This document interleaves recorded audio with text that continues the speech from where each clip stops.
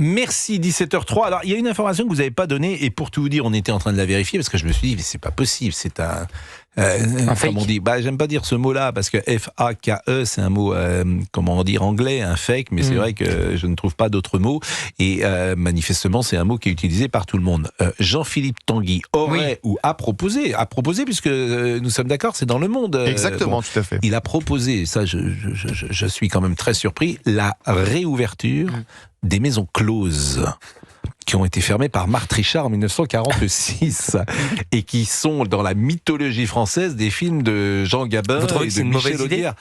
Ne me posez pas ce type de questions. Je veux dire, je trouve ça pas mal. Comment dire, je vois bien là aussi la motivation qu'il peut avoir. C'est sans doute de comment dire, c'est un peu la même chose que légaliser le cannabis. C'est toujours pareil.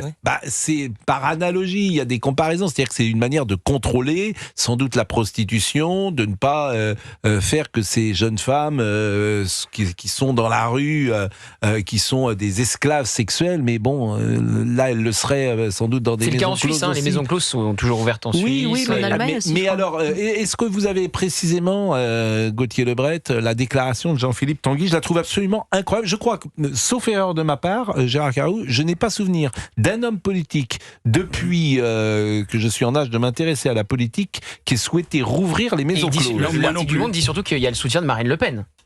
Cette mais alors, proposition c'est de quoi loi. la justification? Alors je vous la donne, si vous voulez, c'est Le Monde, donc après il faudra confirmer avec Jean-Philippe Tanguy et le Rassemblement National, mais Le Monde écrit: la pénalisation des clients a aggravé la situation des prostituées pour Jean-Philippe Tanguy. Il prépare une proposition de loi pour créer des lieux coopératifs tenus par les prostituées elles-mêmes. Des lieux coopératifs, tout est dans la coopération, effectivement. Alors je renvoie, quand je dis la mythologie des maisons closes, il y a un film qui s'appelle Le CAF sur Bif, et Bernard Blier joue un ancien tenancier, et il est dans une maison close où il y avait la chambre du roi, la chambre de ceci, la chambre de cela, et à un moment, si vous vous souvenez, il fait visiter à Jean Gabin qui revient, et il a cette réplique dans le film, et tu te rends compte, ils nous ont fermé ça et dire qu'on va être obligé de donner ça aux petites sœurs des pauvres, et c'est un superbe hôtel particulier, parce qu'il y avait le chabanou, il y avait le chabanou, il y a les le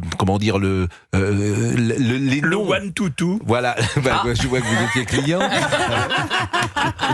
Ça s'arrêtait en quelle année? 46, c'est Marthe Richard, c'est une loi. C'est-à-dire que le nom... c'est très tôt, 46. Bah oui, c'était 1946. plus tard. Non, le nom des... je suis sûr que Gauthier va regarder sur son portable, le nom des maisons closes à Paris appartient là aussi à une sorte de mythologie. Le one to two, le chabanou. Il y a même moi qui, par définition, n'ai pas connu cette période-là, et qui ne le regrette pas, croyez-moi. On s'est demandé. Vraiment. Cette débauche-là. On a commencé avec les deux C'est pas bon, c'est pas bon. Il y a une cohérence, c'est-à-dire qu'on a commencé avec les Miss qui s'insultent, on termine avec les maisons closes. Dites-moi le nom des maisons closes qui existaient. Alors, le Chabanais, j'ai dit le Chabanou, c'est le Chabanais. Le Chabanais, oui, parce que le Chabanou, c'est la femme du Shah d'Iran, effectivement, ça n'a rien à voir. Le Chabanais. Le Chabanais, le one to two, le one to two, oui. Gérard connaissait bien. Au Belle Poule. Ouais, ça, il est moins connu, celui-là. Moins connu. Le Sphinx. Le Sphinx était très connu. Je crois que le roi d'Angleterre allait au Sphinx parce qu'il y avait des spécialités. Il était connu comme ça. Je me demande s'il n'y a pas dans un musée une sorte de... Non, mais quelle spécialité? Vous pouvez pas nous dire? Je pense que c'était... et non pas... Alors, était Georges VI ou Édouard VII? Je ne sais pas. La fleur blanche. Le prince de Galles. Voilà, il y en avait un qui avait un siège particulier où on lui faisait je ne sais quoi. C'est le prince de Galles. Le prince de Galles. La fleur Il est blanche. devenu roi. Le prince de Galles qui avait donné son nom aussi au tissu. le costume, tout à fait. Le costume bien prince de sûr. Galles. Génial. Le costume prince de Galles. Donc la fleur blanche, ça c'était évidemment la maison que fréquentait Toulouse-Lautrec où il avait sa chambre. Bien sûr, oui. L'étoile de Kléber. L'étoile de Kléber, oui. L'abbaye. Alors ça c'était rue Saint-Sulpice, oui.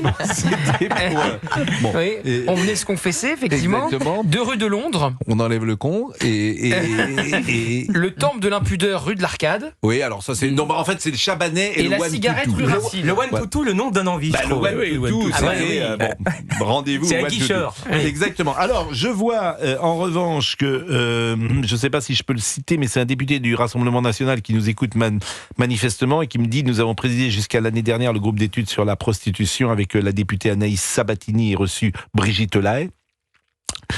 Qui est impliquée. Bon, alors Brigitte Lahaye, on la connaît, elle a longtemps fait des émissions de radio, et puis c'est une ancienne actrice X, effectivement. Il dit également ça viendrait sécuriser les travailleurs du sexe, exposés aux violences de rue ou d'internet. Position défendue aussi par Emmanuel Taché depuis des B, du R. Là, je pense qu'il a des B, du R. Je sais pas ce que ça veut dire. Bref, un nom de code. Là à la fin, non, je sais pas ce que ça veut dire. Et je pense qu'il doit dicter. Vous savez, parfois les gens dictent des messages à leur portable, et donc les mots arrivent en désordre. Donc, mais vous livrent les mots comme ils viennent. Ils sont en voiture, mais c'est vrai ou pas? Mais donc, vous le faites aussi, j'imagine. Tout le monde le fait. Non, je vais vous dire pourquoi. C'est que je n'aime pas l'idée qu'on puisse penser que c'est mal écrit ou qu'il y a une faute d'orthographe. Donc j'écris tout. Il n'y a pas une fois où j'ai dicté. J'ai pas une dictée. Bon. Et qu'est-ce que vous en pensez sur le fond? Tiens, Sabrina Medjaber. Alors, moi, je pense que c'est une bonne et une mauvaise chose. Parce que les raisons qui sont invoquées, elles sont légitimes, selon moi. Parce qu'il y a des prostituées qui le font par choix. Et il y en a d'autres qui sont victimes aussi de maltraitance, de violence, d'extorsion, de manipulation, et qui ont au-dessus d'elles un macro qui les exploite réellement. Donc, effectivement, si ça permet de sécuriser, d'offrir un périmètre, une matrice sécurisante pour ces femmes-là, pourquoi pas? Je dis pourquoi pas. Après, évidemment, dans l'absolu, il faudrait qu'aucune femme ne vende son corps, mais ça, dans l'absolu, c'est un rêve. Alors, on rappelle, ça serait un mouvement coopératif de prostituées dirigé par des prostituées. Elle serait auto-entrepreneuse. Enfin, c'est un non, mais c'est ça. Entrepreneuse. Oui, in fine, c'est ça. Mais en tout cas, elles sont à l'abri. Pourquoi auto-entrepreneuse? Elle serait une salariée du sexe. C'est une coopérative, c'est-à-dire. Non, mais elle ne travaille pour personne. Elle travaille pour elle-même. C'est ce que je dis. Mais il y a plus de comment on appelle ça? Il n'y a pas de directeur. Un macro. Non, on n'est pas un souteneur. On dit un souteneur. On n'est pas un directeur dans la prostitution. Il n'y a pas de DRH. Si vous voulez. Pardon, ça n'existe pas, c'est un souteneur. Oui. Bon, qu'est-ce que vous en pensez les uns les autres, Gérard? Bon, écoutez, ça me dit pas grand-chose. Bah oui. Il y a 20 ans.